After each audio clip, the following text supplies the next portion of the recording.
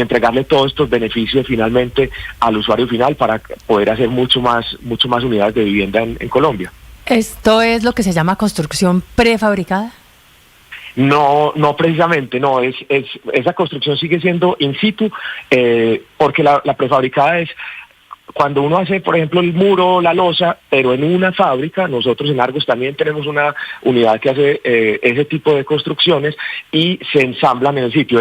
La diferencia es que esta máquina, que hoy en día está en la Universidad Nacional C de Medellín, nosotros la vamos a mover de obra en obra y allá va a estar construyendo las obras en in situ desde cero.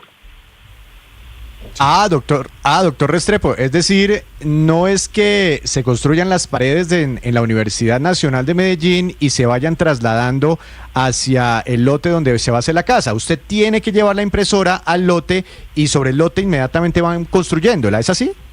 Sí, señor, es lo más eficiente. Uno también podría construir módulos de la casa o incluso mobiliario urbano se podrán construir en el centro de prototipado que construimos con la Universidad Nacional, pero la realidad es que para hacer la casa es mucho más lógico transportar la impresora. Ella se pone sobre unas fundaciones, unos cubitos de concreto que se hacen en el sitio, y ahí ya la impresora se encarga de construir casa por casa y se va moviendo de lote en lote, por llamarlo así. Pero tiene que ser una urbanización. Si yo lo llamo y le digo, quiero construir ¿en dónde? En Sopó, doctor Restrepo. Me toca llevar la impresora a Sopó, ¿cierto?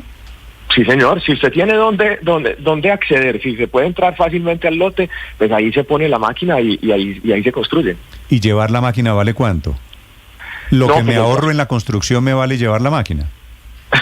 No necesariamente, no, eso pues todo depende. En este momento solo tenemos una máquina, entonces la verdad es que pues si la vamos a estar moviendo pues por todo el país, el transporte sí saldrá costoso, pero la realidad es que hoy en día pues para un transporte en Medellín vale, no sé, lo que valga pues el movimiento de esta máquina, no creo que definitivamente esté nada cerca pues de lo que se ahorra. ¿Cuánto vale esta máquina, doctor Restrepo?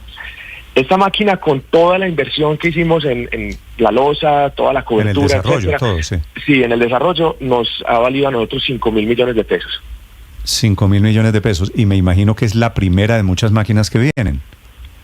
La idea que tenemos nosotros es que precisamente desarrollando lo que llamamos la tinta es esa mezcla de concreto que se va a imprimir, ¿cierto?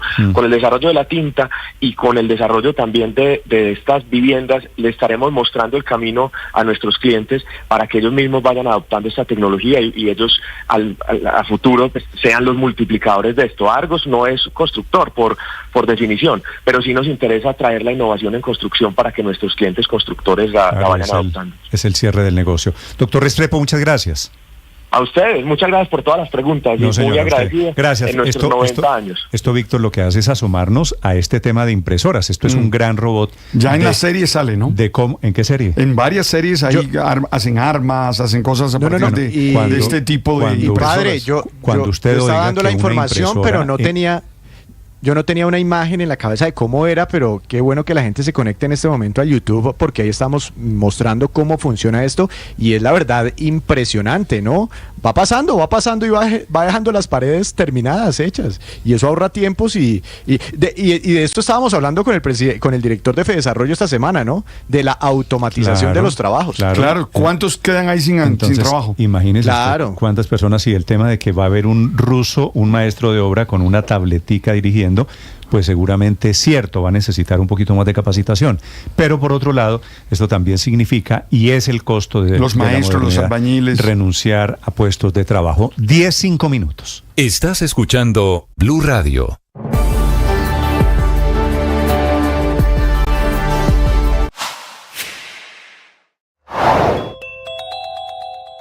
La oposición se hizo sentir. En Bogotá se llenó la Plaza de Bolívar, fueron allí 20.000 personas. En Medellín, más de 30.000 personas, tal vez la movilización más contundente. En Cali fueron 15.000, según la Secretaría de Gobierno. En Barranquilla, la policía dice 5.000. Y en Bucaramanga, casi 4.000. En Villavicencio, 1.000 personas, sumadas unas aquí y allá, cerca de 100.000 personas por todo el país.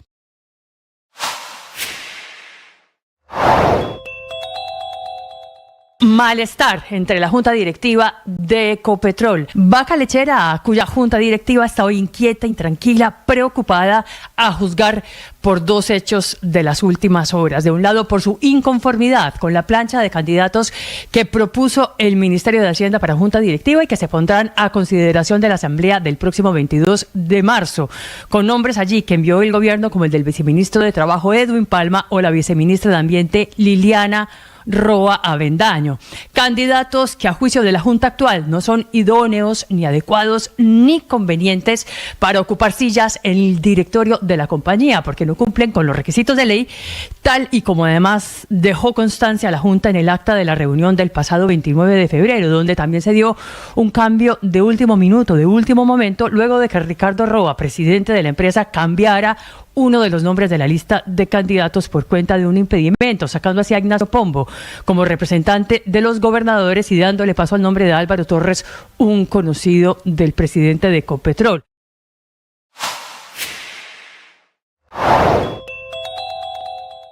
Mataron esta mañana al occidente de Bogotá a un comerciante. Lo estaban extorsionando y le llegó un sicario. Hacia las 4:45 de la mañana frente al frigorífico San Martín sobre la calle 13. A esa hora, según la información preliminar, Néstor, varios delincuentes llegaron y le dispararon a las personas que estaban trabajando en ese momento en esta comercializadora El Pez, una carnicería ubicada sobre este punto. El resultado y el balance que entregan las autoridades es un comerciante fallecido identificado como José Arquímedes Bueno, de 58 años, que falleció en el hospital de Fontibón. Alcanzó a ser trasladado a ese punto y los otras 4 personas serían trabajadores de esta carnicería, fueron trasladados a la clínica de Occidente. Antes de contarles por qué Maluma esta mañana, Felipe, me preguntan aquí un par de oyentes, ¿por qué le decimos a los maestros de obra de construcción rusos en Bogotá? Pues Néstor, aquí estoy mirando algo que nos podría dar una pista, porque yo no, la verdad no tengo ni la menor idea, y no entendí la explicación. Dice que a los obreros o trabajadores de construcción se les dice rusos, porque en las obras denominadas rusas se usan términos técnicos de máquinas que solo se entiende en el gremio como la araña y el muñeco. No le entendí nada, Felipe.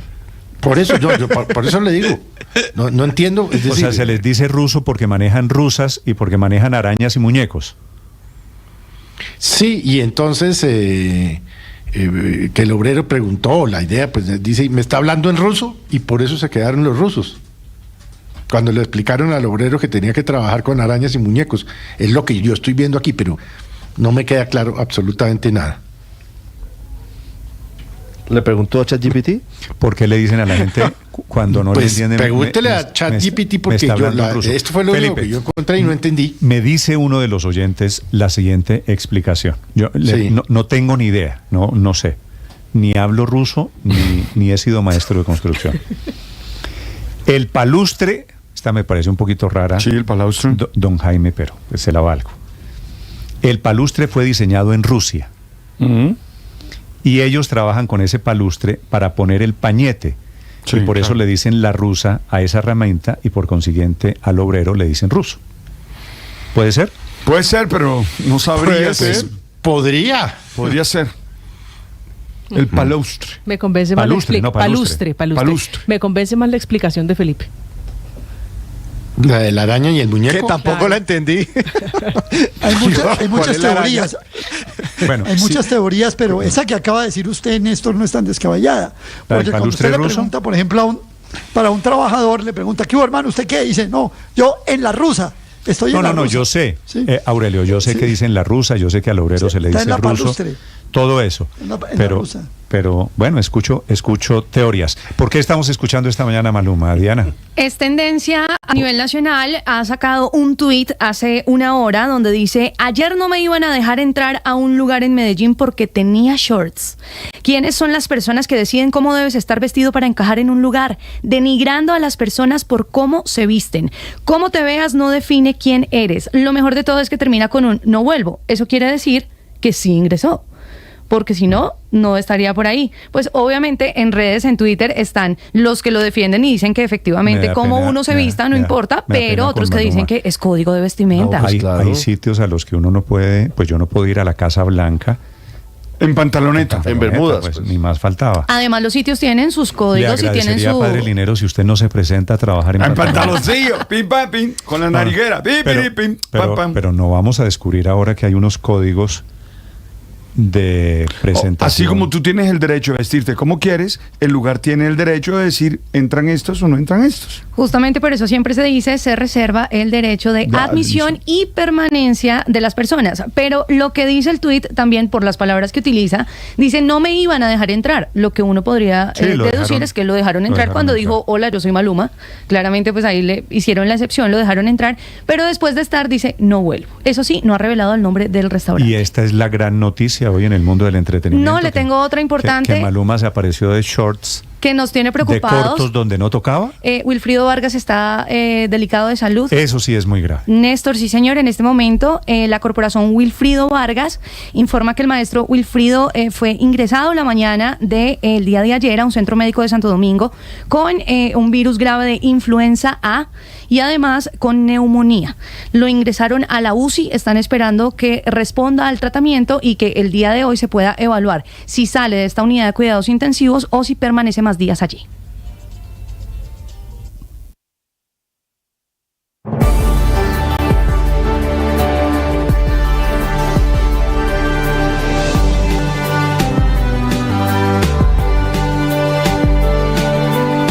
Esta sí es muy importante. ¿Cuántos años tiene Wilfrido? Señor. El maestro Wilfrido Vargas.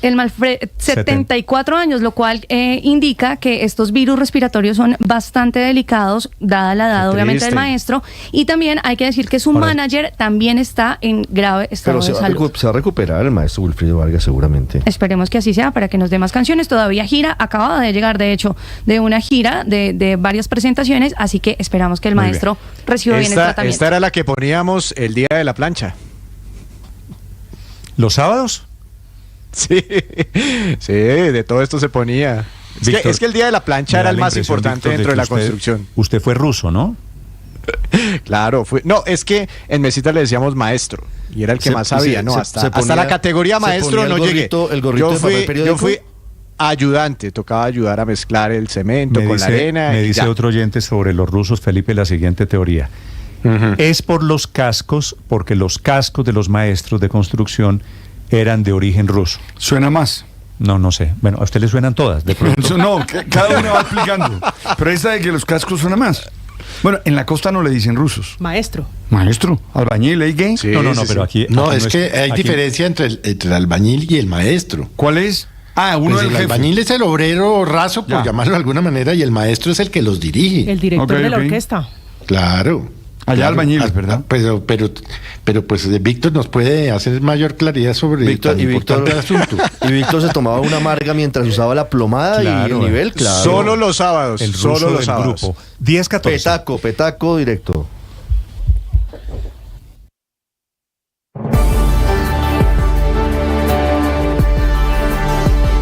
Estás escuchando Blue Radio. Mientras la gente en las calles protestaba, entre otras cosas, por la inseguridad, por el fracaso o los desaciertos en la paz total, esta mañana ese proyecto que es la bandera, una de las banderas del gobierno del presidente Gustavo Petro, está recibiendo un duro golpe. Se origina en Buenaventura, donde los espartanos abandonaron la mesa de diálogos de paz que era el gran experimento de paz total en los territorios afectados por la violencia. Es una ruptura de tregua con la banda, otra de delincuencia, los Xotas, que están acusados ahora por los espartanos de incumplir y hasta de tener alianzas con el ELN, que es el grupo tal vez más grande de delincuencia en esa región del país. Lo que se está acabando esta mañana es el compromiso mutuo de reducir el hurto, las extorsiones, la eliminación de las fronteras invisibles que tenían en Buenaventura sumida en una gran crisis de inseguridad y de violencia. Es una decisión, entre otras cosas, que puede interpretarse como un fracaso al llamado proyecto, laboratorio o experimento de paz total que han pensado replicar en otras regiones del país.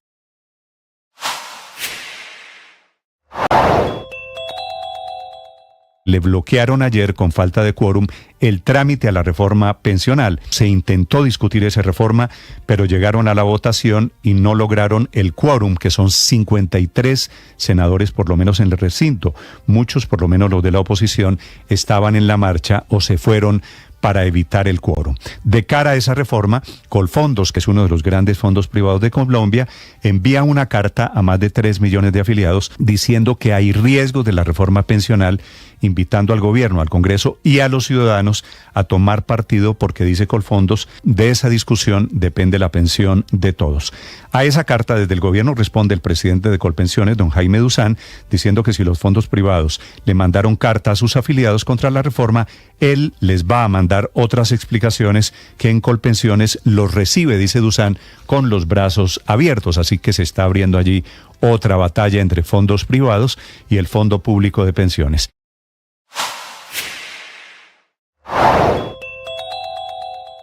El Consejo Nacional Electoral está tomando decisiones sobre nuevas pruebas alrededor de la financiación de la campaña del presidente Petro. Se trata de un nuevo auto que expiden los magistrados investigadores Benjamín Ortiz y Álvaro Hernán Prada, en el que piden, entre varias decisiones, a esta casa periodística, a Blue Radio, entregar tanto el informe que emitimos de manera exclusiva el pasado 5 de marzo. La alternativa. 10 de la mañana, 17 minutos. Esta noche pronuncia el presidente Biden su famoso discurso sobre el Estado de la Unión y está contando esta mañana de una sorpresiva asesoría que hace viral en redes sociales. Desde Washington, Juan Camilo. De presidente a presidente, Néstor, edición Estado de la Unión, así está presentando la Casa Blanca este video de lo que fue la preparación del presidente Joe Biden para su discurso del Estado de la Unión durante el fin de semana. Tuvo la asesoría de 5 expresidentes, si se quiere, al menos en el mundo de la ficción. Escuchemos un poco.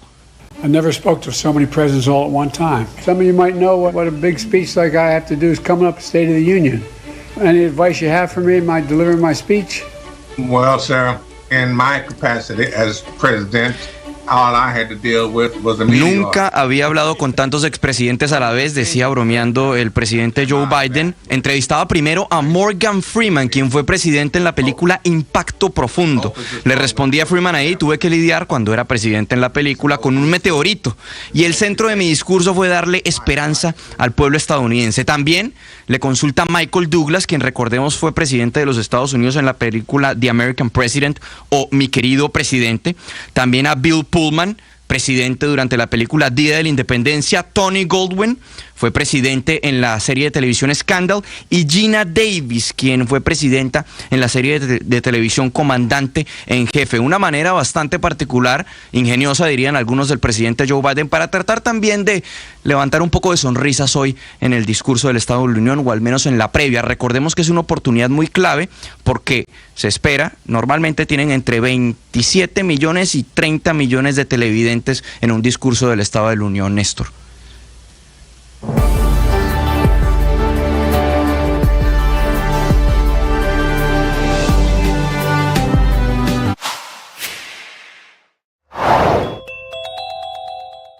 Es poco probable que haya elección de fiscal general.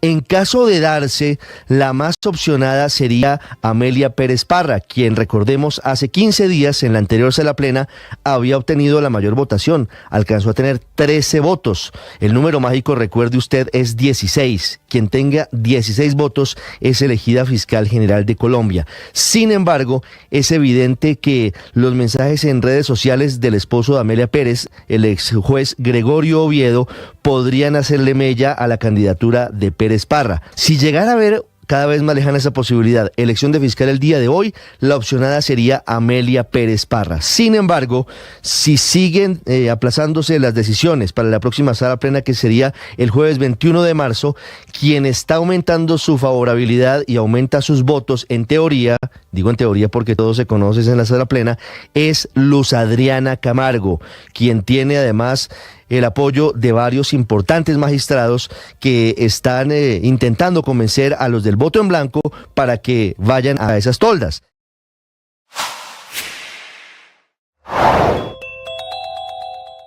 ¿Cuál es la interpretación que hace la senadora María José Pizarro de las manifestaciones de ayer?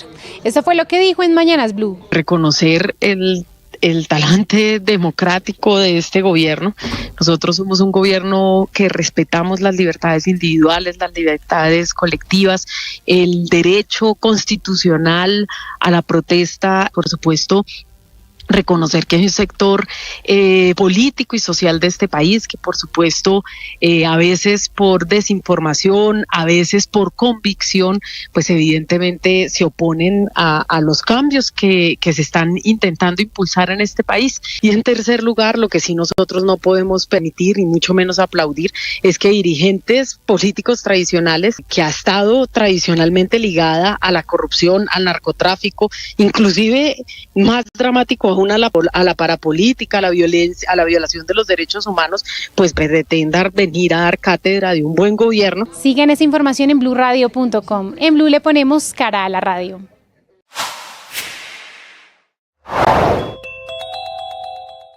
Bruce McMaster, presidente de la ANDI, habla del resultado de la encuesta sobre el sistema de salud en Mañanas Blue. Nosotros tratamos de medir muchas cosas con la encuesta. Parte de lo que queremos, de alguna forma fue comentado ahorita, parte de lo que queremos saber es los colombianos realmente qué sienten de su sistema y sobre todo, Néstor, si vale la pena nosotros ponernos de alguna forma a jugar con el mismo y a jugar con la posibilidad de que eventualmente se pueda deteriorar, digamos, lo que existe hoy en día.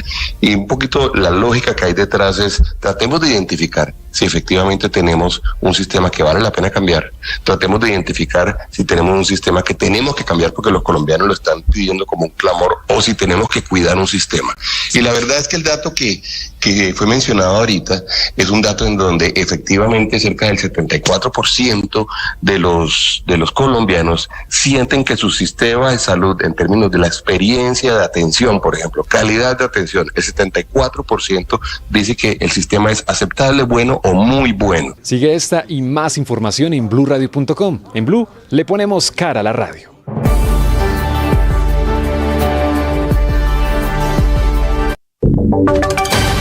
Voces y sonidos de Colombia y el mundo en Blue Radio y blurradio.com, porque la verdad es de todos.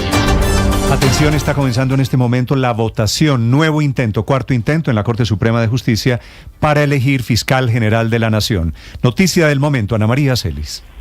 Néstor, buenos días. Pues como usted lo dice, es la cuarta sesión de la Sala Plena y en ella habrá un nuevo intento para elegir a la próxima fiscal general de la Nación, luego de que Francisco Barbosa terminara su periodo el pasado 12 de febrero. Ya inició la votación en la Sala Plena y está presidida por el magistrado Gerson Chaverra y tienen pendiente elegir entre Amelia Pérez Parra, Ángela María Buitrago y Luz Adriana Camargo para ser la nueva sucesora. Se requieren en total 16 votos para elegir a esta nueva fiscal. La pasada fue el pasado 22 de febrero y se realizó un plantón a las afueras del Palacio de Justicia y a pesar de que no hubo una decisión, el presidente de la Corte Suprema de Justicia, el magistrado Gerson Chaverra, aseguró que estaban cerca de elegir, pues Amelia Pérez obtuvo 13 votos. Hasta el momento, el día de hoy, han hablado de los polémicos trinos con tono activista del esposo de Amelia Pérez, así como la cercanía de Luz Adriana Camargo con el actual ministro de Defensa, Iván Velázquez. 10 de la mañana, 24 minutos. Gracias, Ana María. Y mucha atención. Hay comunicado del Ejército Nacional sobre el accidente que se presentó esta mañana en la zona de La Macarena, donde un vehículo de la institución chocó con una van y dejó 14 niños lesionados. ¿Qué dice el Ejército? Óscar Torres. Sí, señor Slobodan, y se trata de un comunicado que envía el comando de la 13ª Brigada de la Unidad Orgánica de la 5ª División del Ejército Nacional sobre estos hechos, específicamente de este accidente esta mañana aquí en el barrio La Macarena, cuando un vehículo que llevaba al menos 14 niños que iban hacia un colegio en Chapinero, pues terminó colisionando y también volcado después de que un vehículo especial lo chocara aquí en este punto. Hay que decir que el Ejército asegura que esta mañana han tenido acompañamiento de los menores, han acompañado a los menores y también a los adultos afectados y a sus familias. Esa camioneta que chocó al vehículo que transportaba a los menores hacía parte de la 13ª Brigada que sufrió esta mañana este accidente, y en este momento lamenta lo sucedido el Ejército y dice que está reiterando su voluntad de acompañar la Seccional de Tránsito y Transporte de Bogotá, que inició una investigación para determinar las consecuencias y las circunstancias de tiempo, modo y lugar de este siniestro vial. Estás escuchando Blue Radio.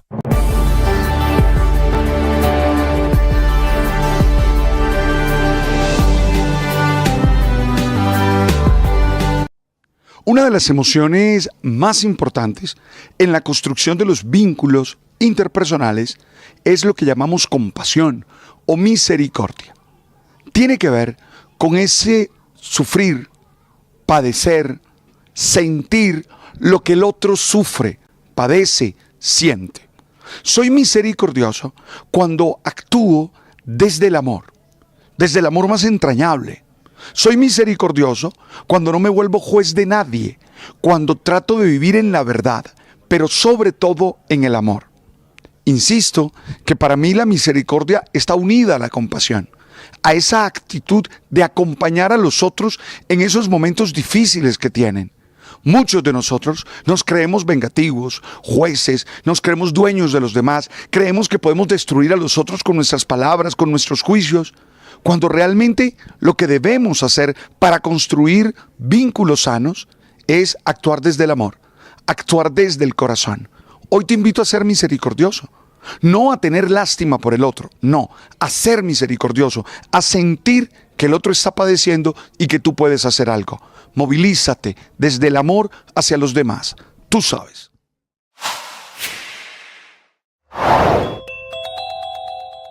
El presidente Petro tiene la teoría de que en las multitudinarias manifestaciones de ayer participaron quienes no quieren cambiar al país o que no quieren perder sus privilegios.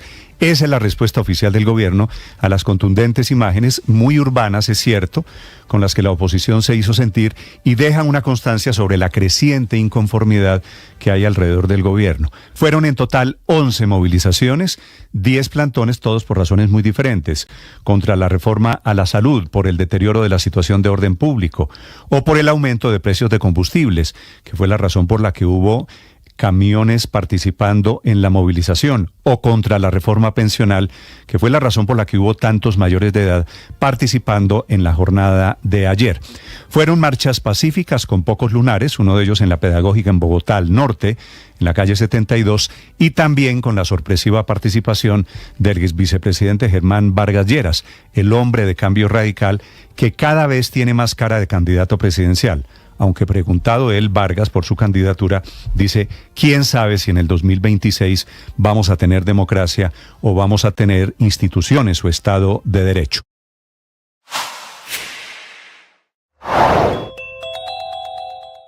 ¿Qué piensa la senadora María José Pizarro de las confesiones de Nicolás Petro? Esto fue lo que dijo en Mañanas Blue. Nosotros nos sumamos a esa protesta.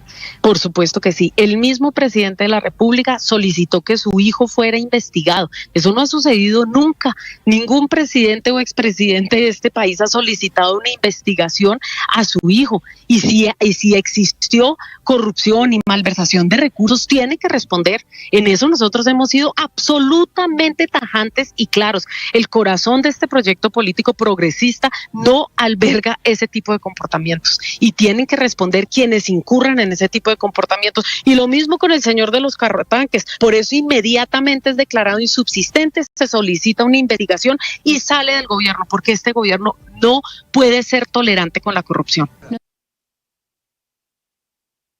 La pasión y la afición en juego y los datos de lo último en deportes se lo presenta Mañanas Blue.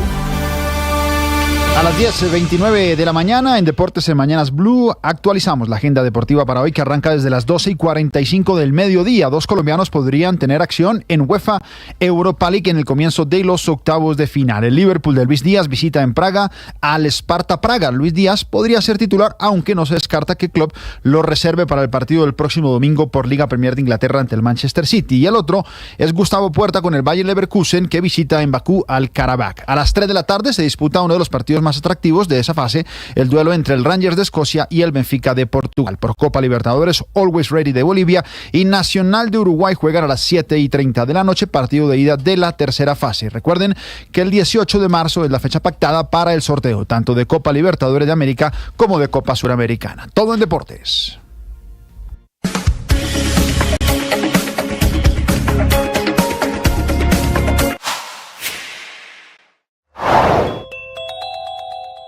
La oposición se hizo sentir. En Bogotá se llenó la Plaza de Bolívar, fueron allí 20.000 personas. En Medellín, más de 30.000 personas, tal vez la movilización más contundente. En Cali fueron 15.000, según la Secretaría de Gobierno. En Barranquilla, la policía dice 5.000. Y en Bucaramanga, casi 4.000. En Villavicencio, 1.000 personas, sumadas unas aquí y allá, cerca de 100.000 personas por todo el país.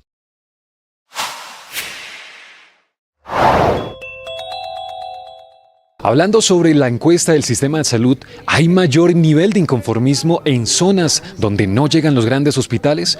Esto fue lo que respondió Bruce McMaster, presidente de la ANDI, en Mañanas Blue. La zona suroccidental, que es la que aparece con mayor inconformidad. Si usted la mira, por ejemplo, cuando usted ve Bogotá, norte, centro, Antioquia, Eje Cafetero, y la suroccidental es donde aparece la mayor inconformidad. Coincide esta zona con que es la zona en donde las EPS que operan allá son las EPS operadas por el sistema público, porque fueron intervenidas por el Estado. Es decir, y parte de la discusión que nosotros queremos resaltar es que es verdad que ha habido muchos problemas y es verdad que hay, digamos, un espacio grande para mejoras, pero también es verdad que las mismas EPS hoy en día son, muchas de las EPS hoy en día son operadas por el gobierno nacional, porque bien son públicas o porque han sido intervenidas y son parte del gobierno y dependen hoy en día de la Superintendencia de Salud. Sigan nuestros contenidos y suscríbanse a nuestro canal de YouTube. En Blue le ponemos cara a la radio. Feliz de encontrarme con ustedes. A mí me encanta entrar